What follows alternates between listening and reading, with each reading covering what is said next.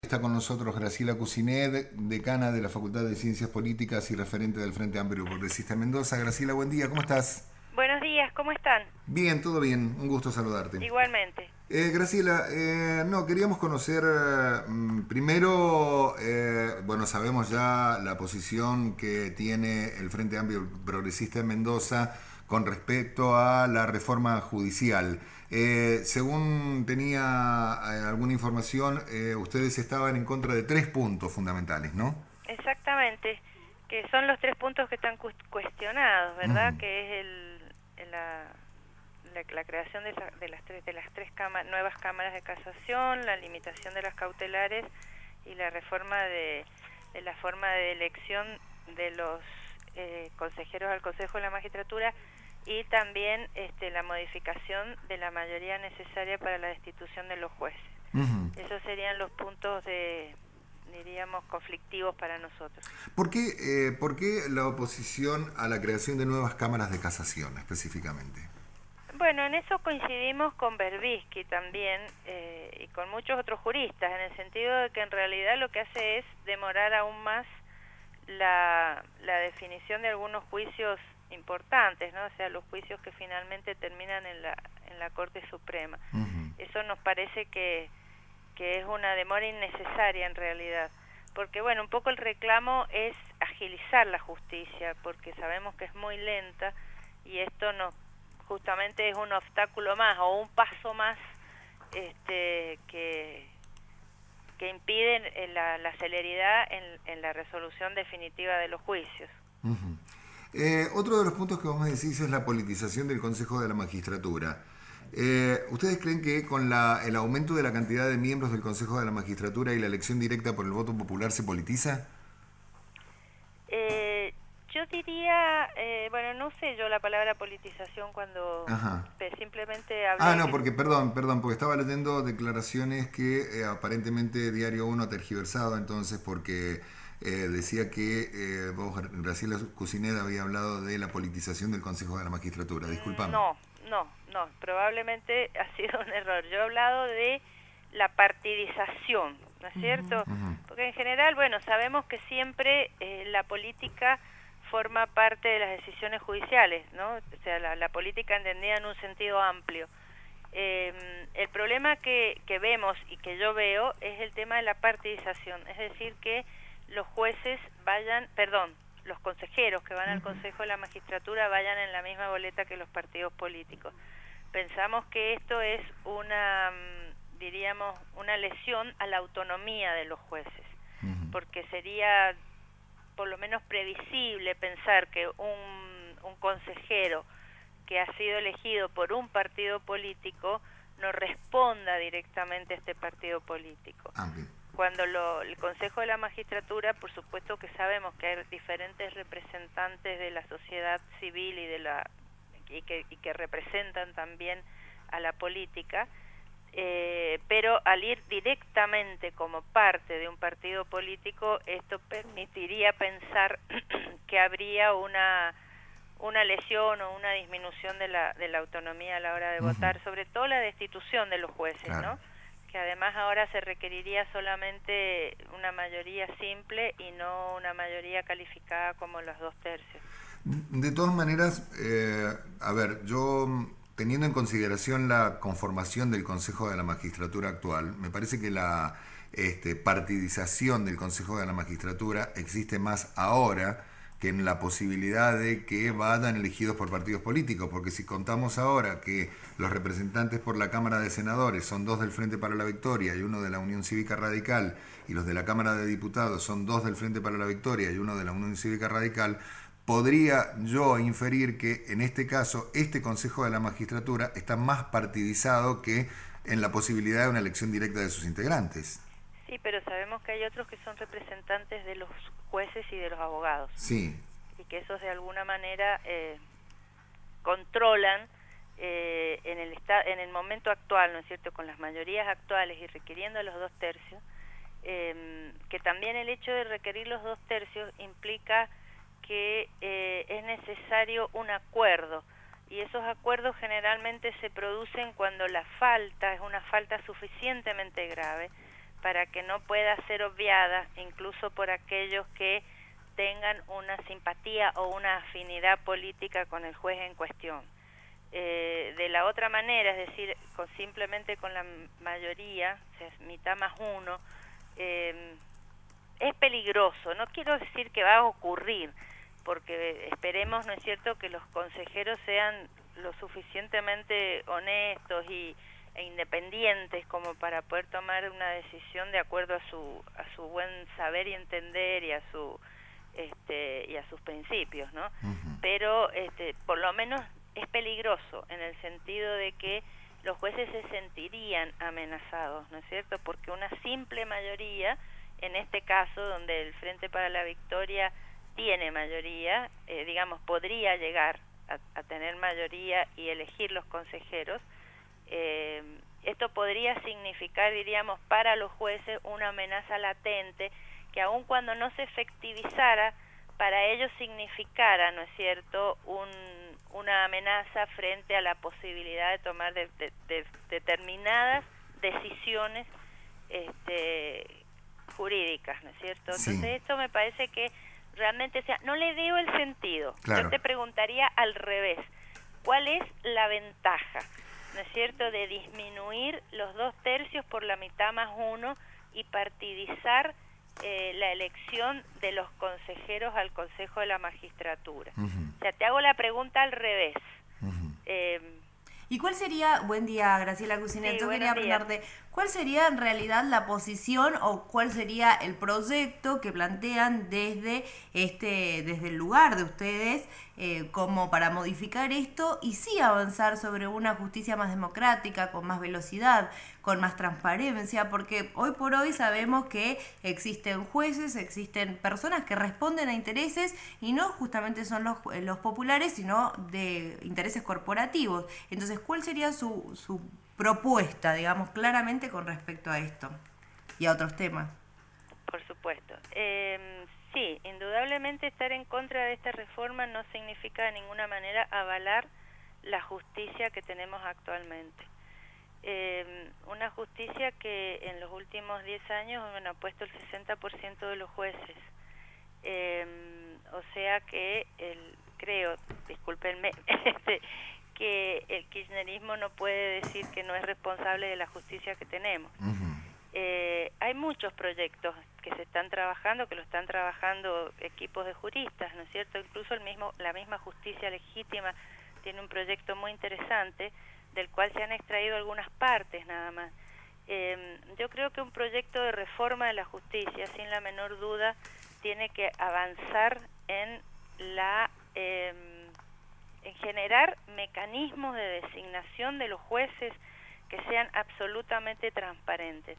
¿Cuáles? Yo en este caso, sostengo el sistema que tenemos actualmente, que es un sistema constitucional, y sobre todo a mí me interesa fundamentalmente que sean los 2/3.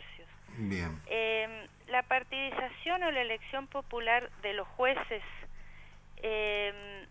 debe ser restringida, una parte nada más. O sea, no todo puede ser elegido popularmente. Hay ciertos ámbitos que tienen sus propias lógicas. Por ejemplo, el caso de la universidad. Los concursos de los docentes tienen que ser entre pares.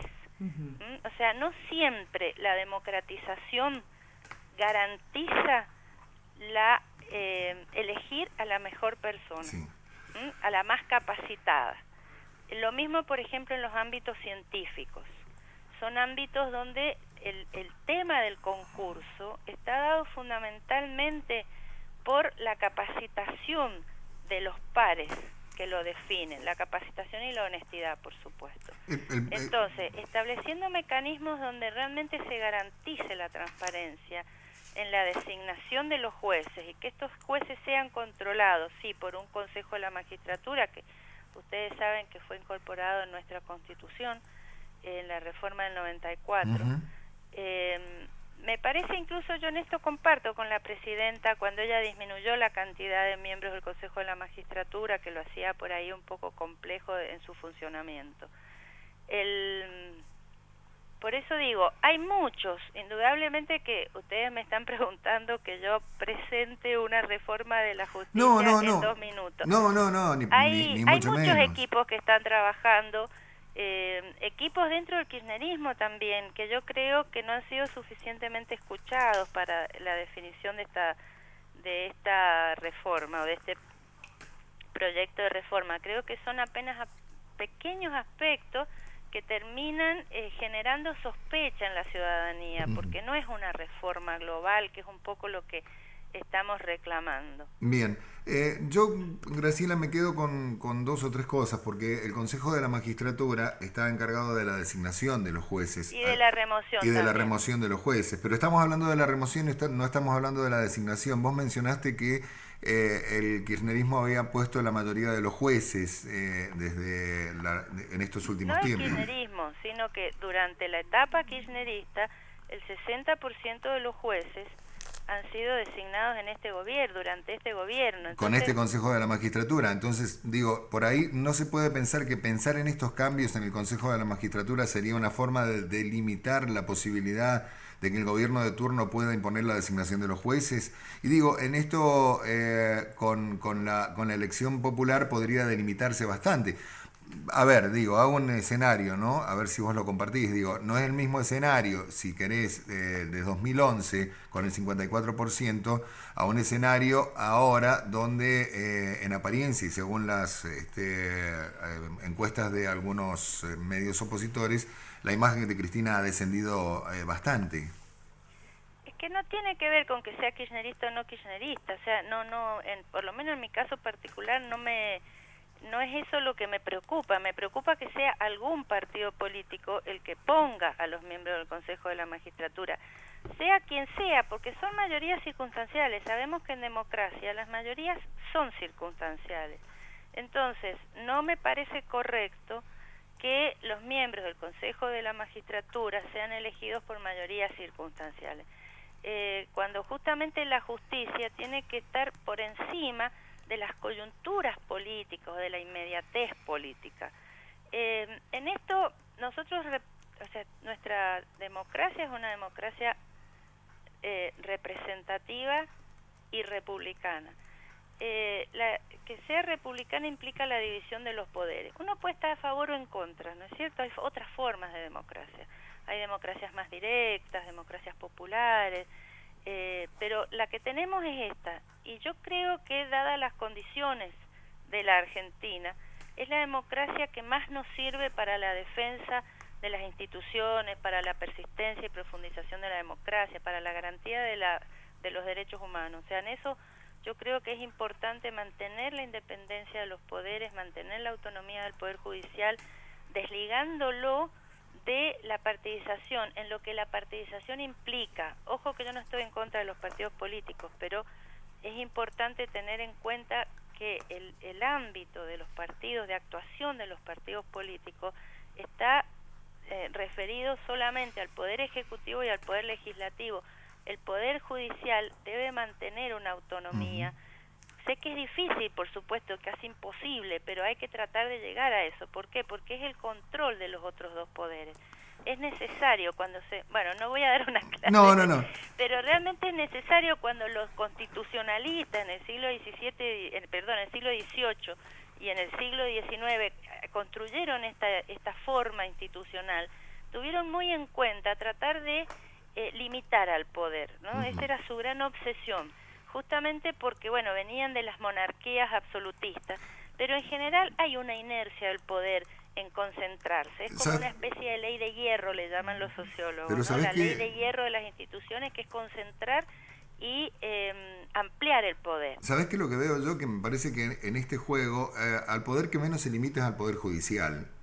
Y en realidad, en algún momento, alguien tiene que ponerle un límite al Poder Judicial, porque hoy por hoy el Poder Judicial en la Argentina es absolutamente, iba a decir anárquico, pero no es el término, es incontrolable, digo, no hay quien lo controle, salvo el caso del Consejo de la Magistratura. No, ¿cómo puedes decir eso? Hemos tenido acá en Mendoza, el tercer juicio por delitos de lesa humanidad. No podemos meter a todos en la misma bolsa. Sin duda que hay jueces venales, jueces comprados.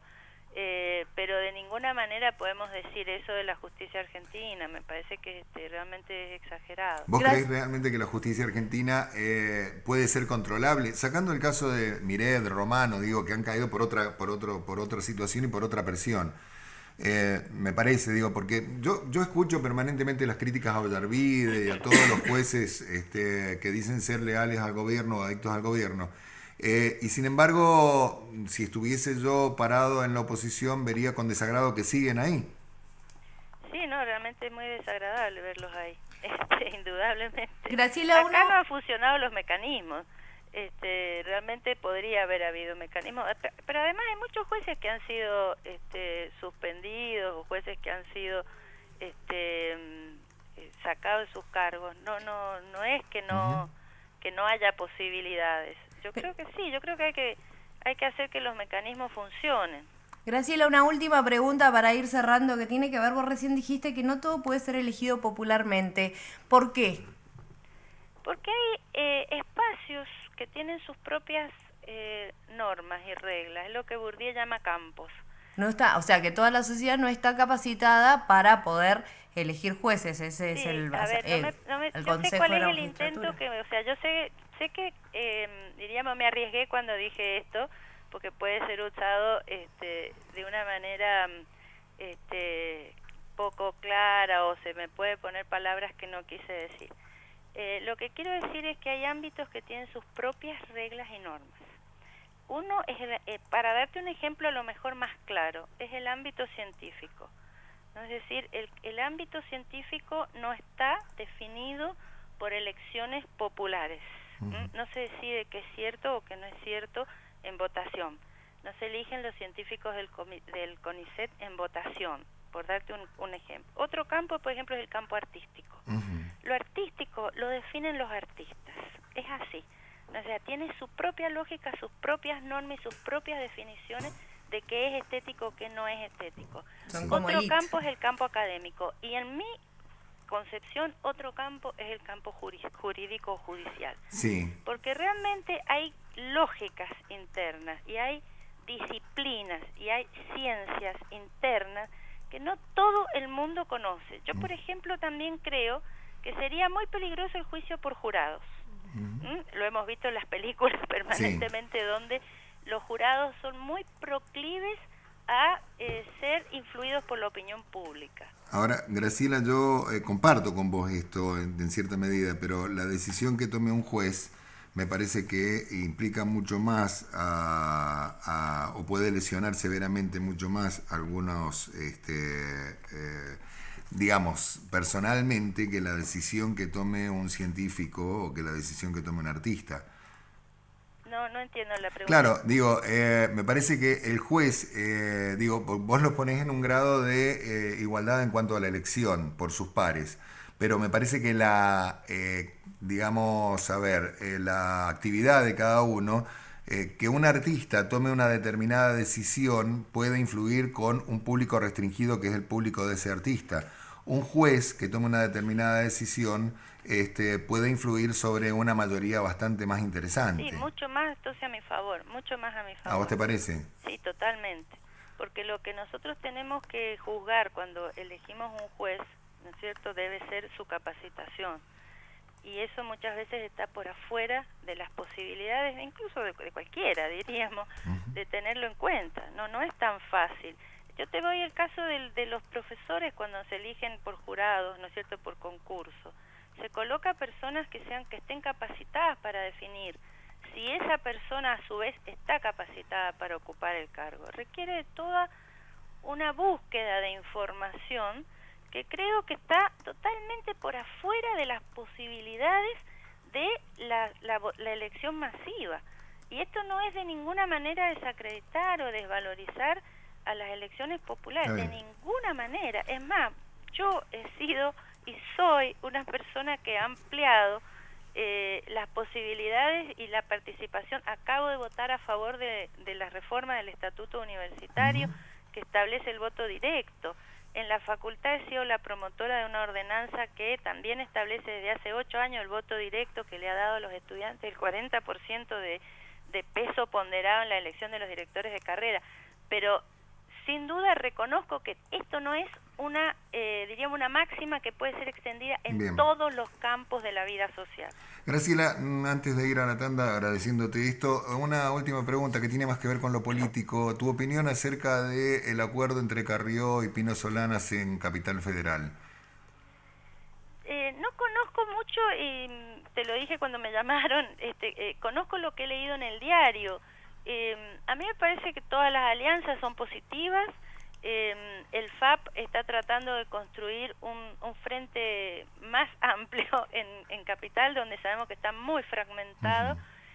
No solo la oposición, sino en general el espectro político está muy fragmentado. Entonces es necesario construir, yo creo que por lo menos tres opciones, para que el ciudadano común se encuentre, no se encuentre tan desorientado, ¿no es cierto? O sea, Perdón, pero a mí me desorienta cuando yo históricamente en alguna oportunidad voté a Pino Solanas, jamás se me hubiese ocurrido votar a Lilita Carrió. Me parece que están en las antípodas del pensamiento hoy. Lilita está pidiendo impedir el libre funcionamiento del Congreso, digo, y Pino... Bien, es difícil, a ver, yo no tengo por qué responder por Pino Solana porque no pertenece a su espacio político. Yo te pido tu opinión. Pero por lo que he leído, él considera que los une la lucha contra la corrupción. A mí también me sorprende, pero también nos sorprenden muchas otras alianzas, no solamente en la oposición, sino también dentro del kirchnerismo.